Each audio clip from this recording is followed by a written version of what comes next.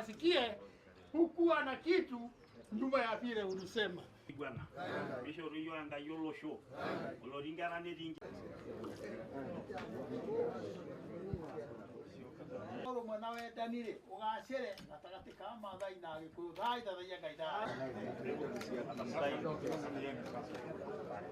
Tumekuja ndio tukaweza kurekebisha makosa ambayo yalitokea katika mazungumzo ambayo yalikuwa katika mazishi kule Laikipia.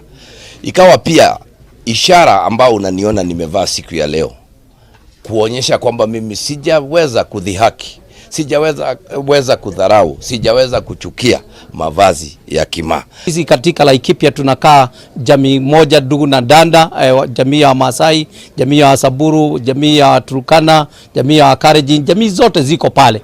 Na kwa hivyo matamshi kidogo kama hayo inaweza kuleta utenganisho katika jamii zetu, na kwa hivyo ndio unaona Laikipia tumekuja kwa wingi kama viongozi ndio tuweze kusikiliza na kuomba msamaha on behalf ya gavana wetu Nyeri. Nimefurahi sana kwamba wazee wa jamii zetu zote mbili, jamii ya Maa na jamii ya Wakikuyu, wameongea kwa njia ya mila na wakatengeneza hiyo kosa, kwa sababu hatutaki kutokee shida kati ya jamii hizi mbili ambazo ni majirani, marafiki na ni mashemeji.